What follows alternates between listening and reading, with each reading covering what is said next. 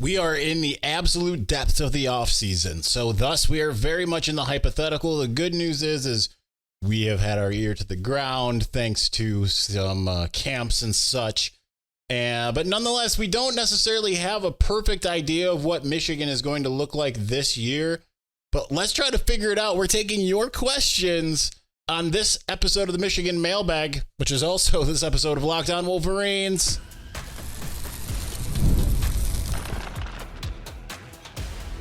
You are Locked On Wolverines, your daily podcast on the Michigan Wolverines, part of the Locked On Podcast Network, your team every day. Happy Saturday. We are back in doing it. Locked On Wolverines podcast, part of the Locked On Podcast Network, where it's your team every day. I'm your man on the ground, Isaiah Hole, publisher of Wolverines Wire through USA Today Sports Media Group. And let's just jump right into it. Let's go with the leaders and best, starting with James Crudup at James Crudup 6. Do you believe that they were serious when talking about Will playing offense? Is that something you would like to see? I don't. I mean, that doesn't mean it won't happen, right? Like, he's the type of player who absolutely could play on either side. And obviously he wears number 2, looked up to Charles Woodson, all that kind of stuff. And considering there's not a lot of obvious, like, breakout wide receivers, no, it wouldn't surprise me. But at the same time, no, I'm not 100% certain that was like a thing, right? Like, Clayton asked that question, and then he's like, "Yeah, people are saying," and Clayton's like, "Who's saying? Is it you?" And he's like, "Yeah, it's me." So it's the same kind of thing I think we always hear. It's just like Mikey Sainer still saying he was going to play wide receiver again a little bit. He's still saying it even now that he's in the NFL. Sometimes it happens, right? Like, you see guys like Jabril do it, but like, when was the last time you saw a guy really play both sides? Ben Mason, Jabril, that was really it. And even with like either or, like, you still saw him primarily on one side of the ball or the other. So I don't take a lot of stock into that, to be honest. Could we see it? Maybe. Certainly by like Ohio State week, maybe, or maybe Oregon. Heck, maybe Texas. I don't know. Josh Barr, Jadicke. Have you heard anything more about Michigan getting a base salary in place for players now that it's legal to do so? If not, who and what is holding it up? I haven't really heard anything. Obviously, I mean, they already kind of have something like that, but I don't know. Like, that's going to take a little bit of time to get figured out, right? That just got announced. It's not even going to be happening until next year at the earliest. But certainly as far as like what they currently have, yeah, and they do, I believe, have something like that. But again, I don't wade too heavily in the NIL waters. I wrote an article on NIL this morning. And I just feel like I don't know. It's not something I can, it's not an aspect of the game. I understand it's a big part of the game now. It's not an aspect of the game I am enthusiastic about. So I don't really dig into that kind of stuff that much, right? Like, the way that my coverage is shaped is what I'm interested in. That's just kind of how it goes. My brother in metal, Michael Wolf at MWolf21. If you were taking over the head coach job after Harbaugh, what would you change within the program? All right. So this is kind of a weird thing that is, so from conversations I've had from one former staffer, I'm not going to make it sound like it's multiple. One thing is, now Harbaugh became a lot better at delegating. Yes. But it was very much kind of like The Apprentice behind the scenes when it came to the coaching staff. Like, it was very cutthroat in a lot of ways from some of the stuff I had heard behind the scenes. Just a lot of like, okay, you're the favorite. Now you're persona non grata. Everyone walking on eggshells. It was in a lot of ways not like the most like friendly work environment all of the time behind the scenes amongst the support staff, the coaching staff and all of that. Under Jim Harbaugh, everyone was on eggshells about Jim. So I would make it, I mean, it already was collaborative. It still is collaborative. I would just make it a lot more of a fun place to work is probably what I would say. I would make it much more of a, like, just a place that feels a lot more like a joy to come to. Cause I don't think that that's necessarily what it was. This conversation I had was back in 2022. So, I mean, things might have even changed. Like, this was like September 2022. So it might have even changed from then to when Harbaugh left, certainly. But that is something that I would change. I would just make it a much more pleasurable work environment for the coaching staff and the support staff. I think that would be the way. And I think it is probably under Sharon. Sharon's a much more congenial guy. Jimmy Whitner at Jimmy Whitner 1. In your opinion, who is the must-land recruit for 2025, or who are the most must-land recruits for 2025? It's difficult to say who are the must-land ones because there's not like, they already lost out on the guy that was like this close to being a must-land in Bryce Underwood, but Carter Smith's a pretty good consolation prize. I don't think that there's like a singular guy that I would look at and say they absolutely must get this guy, right? Because Bryce Underwood was him. In state, there's not really a lot more to kind of like hang your hat on this year. You're kind of looking more towards next year with a guy like CJ Sadler. So when it comes to 2025, I would think of just a bunch of guys that I would say like they really need to try to get this guy as hard as they can, and they are. Jalen Williams, a guy who's on already on campus at the moment. Crystal ball to Michigan. A guy like Nathaniel Owusu-Boateng, who I spoke to the other day. He'll be on campus soon as well. A guy like Jordan Davison is, if you can get Jordan Davison, that's a shot over the bow at Ohio State and Oregon, but that's going to be a tough pull for either, even though Ohio State has Bo Jackson committed. Oregon certainly all in it with him. The guy like Marco Jones, try to get a guy like Derek Meadows. Like, I feel like they need a couple statement guys, but there isn't like the guy where it's like a Laquan Treadwell, where it's like, man, Michigan needs this guy and they're leading for him and he's just not committing, or, something like that. There really isn't. Jalen Williams is probably the closest to that. But there's a lot of players that I think look really good. We didn't do a best guest list type episode. We'll do that tomorrow, I think. That way we can kind of go through it a little bit further. Number 2, how many night games will Michigan play? Considering that Texas is an afternoon game, USC is a 3:30, which that one would have been like a night game. Obviously, they've got them one night game announced to open the season. There will be at least another home game that'll be a night game for sure. Love for that to be Oregon. And because I think that having a raucous environment there would be great, but that very well could not be. Who knows? They'll have at least one other one. As far like it's looking like Washington will be a technical night game, although on the West Coast it will be 4:30 kick, and I'm sure there'll be at least one more. So number 3, can Zuri come please say hi? I'm gonna leave her out there this time because I've been gone all day and I don't know. I'm wearing white pants right now, and I don't want her jumping on my white pants. Even though she'll do it later, I know she will. Spencer Whitmore, which would you pick? Lose to Ohio State but make the playoffs, beat Ohio State, miss playoffs, but no day is 1-4 versus Michigan. This might be different if Michigan hadn't been to the playoff the last 3 years, won the national championship. I would take beat Ohio State and not make the playoff, because I think that is more important in the grand scheme at this point, right? They're coming off of a national championship. And I think that keeping Ohio State from its goals, they might still make the playoff, but I don't know how Ryan Day would survive that. Then again, I've been saying that the last 2 years, and he's managed to survive. But considering this all in everything, it puts Michigan in a spot where it would probably be able to rebound that much better in the transfer portal, because they'd have that recruiting aspect where they could look at someone that's between Michigan and Ohio State and say, like, you want to go lose to Michigan? You can't accomplish your goals there. Like, we're a year removed from a national championship. So I would pick that. All right, we're going to continue on. We've got so much more. We're going to get to those in one moment. But before we do, Gametime makes getting to the NBA Finals even faster and easier because you can get tickets on Gametime. Prices on the Gametime app actually go down the closer it gets to tip-off, which is a huge, huge selling point. So with last-minute killer deals, all-in prices, views from your seat, their lowest price guarantee, Gametime takes the guesswork out of buying NBA tickets. And you know what? We went on back when the Lions were in the playoff, and we found tickets that were cheaper. They were seats not standing room only, about 1/3 of the price of what people were saying in news articles about get in. The Gametime had you covered there. So there are a lot of great things about Game Time. The fact that you can get last minute tickets, everything is guaranteed. The views from your seat, all absolutely phenomenal. All in pricing, because if you toggle this feature, it shows the total up front, so there's no surprise fees at checkout.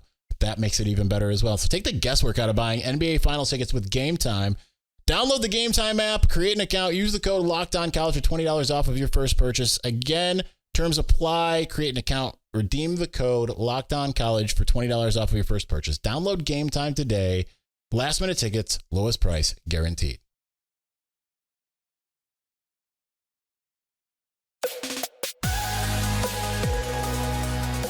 So I wasn't wrong when I said called for questions on Wednesday, recorded an episode on Wednesday. Said like, yeah, this will probably be, we're going to try for tomorrow, but it'll probably be like Friday, Saturday, Sunday. Well, we got to it Saturday, the mailbag. We're doing it. Time got away from me on Thursday. Surprised. It was kind of a surprising, ended up having stuff going on. I don't remember what it was. And yesterday I just needed the day off from everything. I don't get a lot of time off or a whole day off. So I just took the whole day off. Did nothing. It was wonderful. Let's get to the Victor's Valley and starting with Jim at Jim in the North. What are the knocks on Orgy? I've seen him throw all around, and man, is he fast. Does he not read defense as well, or maybe an inconsistent thrower? Inconsistent thrower, I would say what it is, but he's aware that, as he said last week or 2 weeks ago, accuracy is is how you get your job. So I think that's good. As far as reading defenses, I don't know. We just haven't really seen it. So that's kind of just going off of what I've heard coming out of practice. Will we get any dream scenarios of California teams playing at the Big House in the cold? I'm sure that whether it's California teams or Oregon or Washington, it gets cold up there. Not super cold, I don't believe, but it can. I know in Oregon it has. I remember watching an Oregon State game and it was 20 degrees outside. But yeah, I'm sure because USC, I'm pretty sure I've seen them play at Notre Dame in late November before. I'm pretty sure. Maybe I'm wrong, but I think so. So yeah, I'm sure eventually that will be the case. Maybe not right off the bat, but yes. The Rican Raider, Hamstand 87. Why are EJ Holland and Sam Webb beefing? Doesn't that ish look bad? It doesn't look great, but I have no idea why. It's just kind of how things go between outlets sometimes. There's just egos and things of that nature. I couldn't tell you exactly why. But there's more than that, right? We all have our nemeses. James Yoder versus everyone's one of them. Now, I bring that up in particular because I do want to say one thing. I feel bad because he was at the national championship game and that weekend, and I was none too happy about it. I'm spouting off about it on the bus from media day heading back, and then I was alerted he was sitting behind me. He didn't say anything. But nonetheless, I shouldn't have been, I should have just, I need to forgive and forget. And I don't have anything against James. I pray for him. I know he has a lot against me for whatever reason, or, pretty much anybody. Still not enough for me to recommend any of his coverage, if you can call it that. But I do wish him the best and just wish that someone like him would just go more on the straight and narrow rather than try to take everyone else down. So, we all have our beefs, but I'm not perfect by any stretch. I'm a sinner. And I'm aware of it, and best I can do is ask for forgiveness, repent, all that kind of stuff. I'm not the one at William Cawthorne 9. Do you think there's a world on offense where the offense is dynamic this year and the defense takes a step back? No. The offense could be dynamic, yes, but I don't think the defense is going to take the defense could theoretically take a step back to maybe number 5 in the country. It would take some massive personnel losses, injuries and stuff like that. But I think this defense, I think people are sleeping on the Michigan defense. FPI has Michigan as, I think, the number 3 defense in the country behind Ohio State. And I can't remember, anybe Iowa. I think that's too low. I think Michigan's defense is just next level. But it's possible. Anything is possible, but I don't think that's the case. Do you think the state of college athletics is teaching kids the wrong mentality to have, meaning it's teaching them they don't have to compete, you can go elsewhere when times get rough? I do think that is kind of what's happened, but I think this is where Michigan's kind of in a good spot because it's kind of like Alex Orji said 2 weeks ago. where he said, like, I committed to the University of Michigan not to be the starting quarterback. So I think that if you can get the right kids that have a team mentality that aren't me first, I think that's kind of what I wrote about with the NIL thing is it's like, if all things are equal to someone, yeah, I would like say someone's considering Michigan and considering Ohio State, and Ohio State's looking to induce and is, like, hey, we'll give you $3 million to come here. And Michigan's like, well, when you get here, you can get a brand deal and that might net you $3 million. I could see where someone's like, well, I want the sure thing. That's business. That makes sense to me. But at the same time, someone who chooses Michigan is kind of going to be more aware that, like, I have to earn everything. And I think that that's a great thing. And I think that's not kind of what's happening in college football. What's the percent you give Michigan to make it back to the Natty? It's going to be higher than what FPI has, but it's lower than it's like 5%. Like, everything's got to go right. And the schedule's a gauntlet. So and we just don't know, like, how good the offense is going to be. Now, internally, they're very excited about it. So we'll see it. It's not me doubting. It's just, I don't know. And normally in any given year, when you have the type of turnover they had, especially on the offensive side of the ball, yes, I'm going to be more skeptical, especially when you look at a Texas that still has its starting quarterback. When you look at, I'm less about Ohio State. It's just because I don't think they necessarily fixed their issues. I think they just kept on going out and getting race cars when they needed trucks. Oregon has never won a national championship. First time for anything can be possible. Dylan Gabriel certainly keeps them at a high level, but I'm not convinced on them. Georgia, I'm convinced on. Alabama, I think, will be very good. So that's it's less to do with Michigan as much as the teams Michigan plays and the other teams in college football. KB at KB Go Blue. How would you compare this year's defensive line to the 2021, 22, and 23 defensive lines? And do you see any similarities between the four? I think it's similar to last year's. I think it could be better because I think that Derek Moore and Josiah Stewart, with another year of experience under their belt, more playing time, have more upside than Jalen Harrell and Braden McGregor ultimately. And then obviously you still have the same interior guys. Chris Jenkins is gone. Cam Good is gone, but really you're looking at Mason Graham, Kenneth Grant, and I think that they are poised to just be insane. I like the depth. I can't wait to see Eno Etta. So I think it's similar. It's going to be similar stylistically, maybe not quite as similar depth-wise, but I think it will look very similar and probably a little bit better than it did last year, if that's saying anything. James Kovalevsky at Coach_Kovo. Thoughts on former Penn State team doctor winning his wrongful termination lawsuit? I don't really have any thoughts on it. My only thought on it, because I haven't really been following it, but so if you haven't been following along, if I am correct, which I might not be, but I'm pretty sure I am. This is a case where he said that James Franklin kind of went against medical advice and kind of forced players into playing and things like that. And if that is the case, then like the Big Ten's gotta, hey, if you're all about player safety, like you said with Michigan and some of these things that were ridiculous, you got to step in and do something, I would say. Athir Cotter at Athir Cotter 1. Hi, my bro. I'm excited. Getting close for my boys. First, want to thank you coming on Locked On Chargers. You were amazing. I love it. I'm a big Chargers fan. You're very welcome. Also, shout out to, he didn't say anything, but Mark Zimke, because he's also a big Chargers fan. My question, please, what is the key factor for us to beat Texas in week 2? Thanks. Go Blue.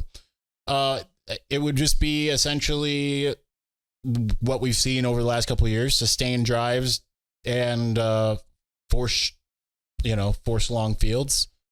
Defensively, try to give up less than, I would say 20 or less, and then you're giving yourself a chance. But home field's got to come out big, sustaining drives on offense, playing complementary football. Maybe a big special teams player too would help as well. Anton Sesmita Mangala asks Sesmita Mangala, what Big Ten teams do you want to see playing better, not against Michigan, to boost the conference? I think Nebraska is close to having a great season. Maybe they are. I think it's kind of weird. Like, they're getting so much hype. They're in like preseason rankings and stuff. I think they're close. Yeah. I'd love to see Iowa like actually field an offense to go along with that defense. Because like if they had like an offense that could sustain drives and like put up points, kind of like the 2020 Iowa offense, if they had the type of defense they've had the last 3 years and the offense they had in 2020, it would be like they could be a national champion. Like Iowa has like a great formula defensively with Phil Parker. And when they get the players, it's lights out. And if they just had an offense that could move the ball, then it would be really interesting. Outside of that, in a way, let's see, which ones do I want to see? Like that's what you said, want. Like I think USC, if they feel that a defense could be scary, because Lincoln Riley's a great offensive mind. I'd love to see like Rutgers and Maryland rise up and be something. That would be it. I would love to see them rise up and be something. I don't think they're necessarily close. Maryland's closer than Rutgers, but Rutgers, it's more personnel. Maryland, I mean, Maryland's been right there, and they really should have taken it to Ohio State a little bit more than they did, because like 3/4 of great football and one of just terrible. Clark at Blue for Life 8. How much do you think winning or losing affects the recruits when they're in attendance? Obviously, you'd think if Michigan wins, it'd leave them thinking what a great experience. But if they happen to lose, do you think it has as big of an impact on them? Not necessarily. They just need to, the crowd's got to be into it, because they can always pitch like, you're what we need to get over the hump, right? Like, hey, look at what you could have done. So no, I mean, they've recruited well with that numbers were higher when they were losing to Ohio State and recruits were going and watching that in person, even when it was like disastrous. So I don't think it plays that big of a deal. Perry Mitchell at Perry Mitchell 08. What kind of longevity will Wink have in Ann Arbor? Do you see him sticking around 2 or 3 years waiting for the right opportunity, or does he jump at the first offer to go back to the league, or does he, as unlikely as it is, retire with Michigan? Kind of seems like he's having a great time. I'll give him at least 2 years, maybe 3. I could see it being like 2 or 3 years, and then they're grooming someone like Lamar Morgan to take over for him, right? Something like that.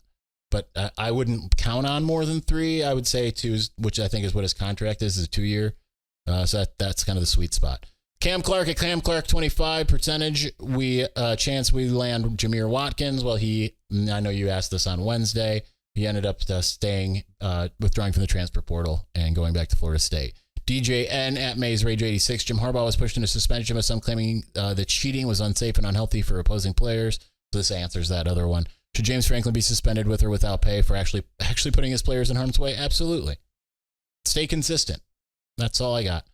Jay Ricci at JMish99 finishing out segment 2. Recent articles make it seem like Michigan's NIL program is taking some important new steps, but I don't sense that that opinion is unanimous. What's your take and assessment? I think that they have made a lot of really good moves, with the agency, with the Learfield Altius stuff. I think the collectives are doing as much as they can. The problem is really ultimately that other teams are going to induce with recruits, whereas Michigan's not going to do that. Michigan's not going to be like, tell a high school player, hey, you come here. We're going to give you $3 million. They're just not going to do it. And for anyone who's like waiting for them to, they're just not going to.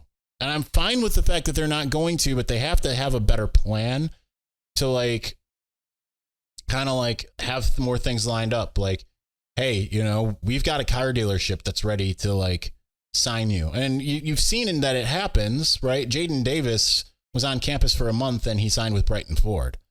So they've got to have that type of stuff. Like, we're not going to pay you outright like Florida Jaden Rashada style. But what we are going to do is make sure that not long after you get to campus, you're going to get some checks. That would be kind of my thing. All right, we've got so many more in the Blue Crew, more than we usually have. We're going to have to lightning round that. And we'll get to them in just a moment. But before we do, passion, drive, and patience, the formula for winning championships is also what keeps your ride or die alive. eBay Motors has everything you need to maintain your vehicle and level it up to peak performance. Superchargers, roof racks, exhaust kits, LED headlights, and more. Whether you're into speed, power, or style, eBay Motors has you covered. With over 122 million parts for your number one ride or die, you'll always find exactly what you are looking for. And with eBay Guaranteed Fit, your part is guaranteed to fit your ride every time or your money back. Because with eBay Motors, you're burning rubber, not cash. With all the parts you need at the prices you want, it's easy to make your car the MVP and bring home huge wins. Keep your ride or die alive at ebaymotors.com. Eligible items only. Exclusions apply. eBay Guaranteed Fit only available to U.S. customers.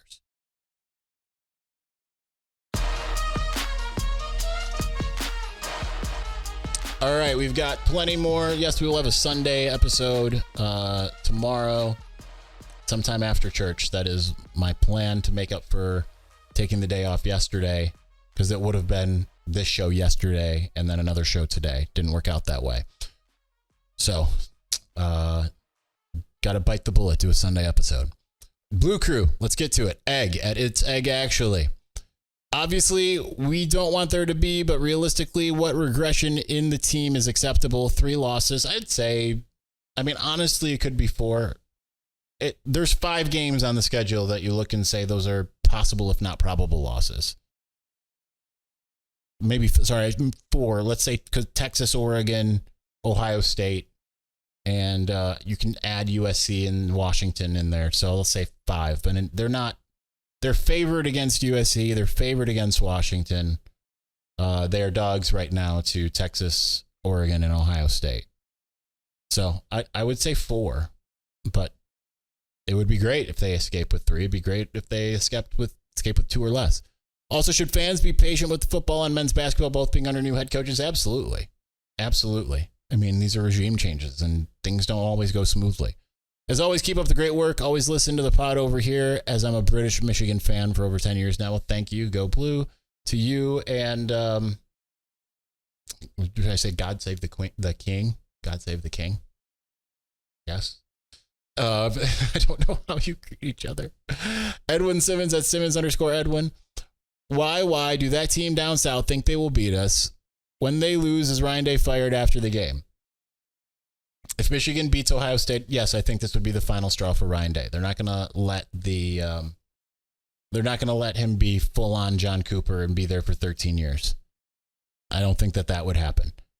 As far as why do they think they'll beat Michigan? Well, Michigan lost a lot of personnel.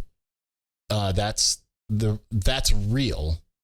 They were aggressive in the transfer portal. I don't think they addressed their needs in order to beat a team like Michigan there. But then you also add in delusion, because they think the only reason why Michigan's won any of the last 3 was because of cheating, which is not the case. So, and then you add in the fact that they are offseason front runners, right? Like they look at it like, we did everything in the offseason. We've got the best recruiting class in the conference and among the best in the country. That's our championship. And yet, it doesn't always work out like that. The best way that I can put it, it's kind of the same thing as when Michigan was losing to Michigan State with regularity. Michigan did not have the type of team that could beat Michigan State. Michigan State, in that time period, played more as a team, took Michigan more seriously than Michigan did Michigan State, and Michigan won off-season championships, essentially. That's really what it is. There's a reason why the September Heisman thing became a rallying cry, and that's exactly what Ohio State is kind of become. JTG 1975 at Big John Fan 75 says, everyone asked the obvious, I'll ask an offbeat question. How does the kicking game look going into fall camp? I wasn't impressed with the place kicking during the spring game. That's why they brought in Dominic Savada from Arkansas State. He has got a cannon for a leg. He's very accurate. I saw somewhere that he's got some metrics that make him like better than Jake Moody in some ways. You might not look to see him kicking 63-yarders, but maybe you will. But I think that he'll be your day one starter and will probably run with it. So there you go. Stan at Days Confused 18. Even though we're in the year-round cycle of college football today, does answering the repetitive questions during this time of year ever get tedious?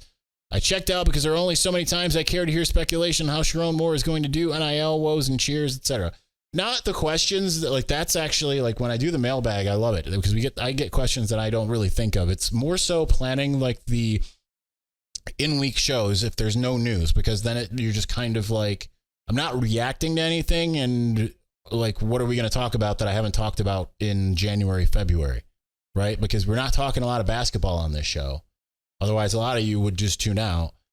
So a lot of the things are when it comes to daily planning, and one of the reasons why we don't have shows as often as we probably should is because I don't have anything new to add. And so at some points in time during this time of year, I've already talked about the things that I think that maybe I'll talk about 4 or 5 times already at this point. And I feel like that's uber repetitive. Ryan Colati at Coach Colati, or Colodi, I'm not sure how you pronounce your name. Why the slow plan recruiting? I understand 4 and 5 stars holding out, but shouldn't it be at least 3 stars on the list by now? Well, here's the good news: is they're like pretty much all like 4 stars, right? Like if you mix and match between the recruiting services, all 5 of their recruits that they have committed right now are 4 stars. It's a lot of, some of it is just kind of late getting the staff together, which happens when you're as behind the 8 ball as Michigan was, Harbaugh leaving late January, Sharon coming on the next day, staff being assembled well into spring ball. And even in the case of the recruiting department, guys were added last week. So that's part of it. A lot of the targets that they want haven't committed somewhere. So that's part of it. And Michigan historically has tended to get the bulk of its recruiting class in the latter part of June. So if we're in August and it's still kind of status quo, then that's a problem. But right now, I wouldn't worry about it. Evan Lundberg at Evan Lundberg 024. Has anyone done a deep dive into Campbell's time as offensive coordinator at Old Dominion to explain what he may add to Michigan's offense? Do we think he's a talented OC? Haven't really had a true OC talent in some time. I haven't really seen anyone do that. I haven't done that. I don't think I'm smart enough to do it, to be honest. But again, this is Sharon's team. It's going to look more like Sharon's, but I think he's going to be more aggressive. I think that's kind of the good thing about having a more like legitimate, like previously has been an offensive coordinator type of guy that was a quarterback's coach here. So that would be that. He adds QB split zone. Do we run any? I think that's a possibility if Orgy wins, or maybe even Davis Warren. And like you continue, it seems like a good option with Orgy. I think it's an option, but I don't know. I don't know really what the playbook's going to look like until we see it. Jeff Koenig at MI Koenig 44. What is the year 1 goal for Dusty May? I would say getting to the NCAA tournament and winning a game in it. If they get another guy that, obviously they're not getting Jameer Watkins, but if they had, then I'd say winning a game in weekend 2. Maybe even going further than that. But I would say getting back to the tournament, winning a game, I think would be the goal at this point. And I think that's totally doable. I think they could be a weekend 2 team.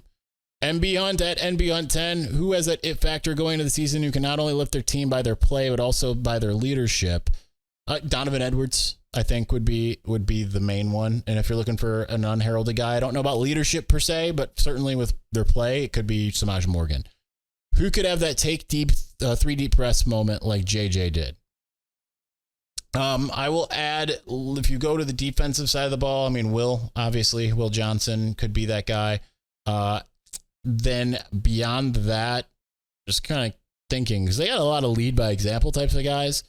I would probably look at someone like Zeke Berry, could be that type of guy, especially defensively. Offensively, I could see it being Josh Preeb. Obviously, I mentioned Donovan. And Tyler Morris could also be that type of guy as well. Mike Batke at BCL Stealthcraft, or BCL Stealthcraft. Can we have where is Matt Weiss and Mike Hart search? It's like they vanished. Well, I don't know about Mike Hart. The only thing I can say about Matt Weiss, that there's that investigation, has 0 to do with football. For all of the rival fans that think that it's somehow related to Connor Stalions, has 0 to do with football. That's all I can say about it. All right. Santis and there. At Santis and there. Can Kirk Campbell's offense fare against Sark and the Longhorns? And if so, would knocking them off send signals to Columbus that they could very well be on our way to a 4-peat over the Big Ten and OSU? Obviously, I want both wins over Texas, Ohio State. Horns down. I think it's possible. Yeah, I think they lost some things on defense I know some people think that might be the best defensive line in the country. I think Michigan's is. It's going to take complementary football. That's how they're going to, if they're going to win that game, they're going to be able to have to be able to sustain drives offensively and be creative probably because it is week 2, not week 14. And then the defense is going to have to come to play. So keep in mind, Texas has some offensive talent, has to replace. It does have Quinn Ewers. They lost their running back. They lost their top receivers. They, I think, lost a couple offensive linemen. So there is some turnover. Marty Williams at Marty3535. Any sense heading into the fall of the running back depth chart? Thanks for coverage. I appreciate your YouTube updates. My pleasure. I would say it would go 1A is Donovan Edwards. 1B is Khalil Mullings.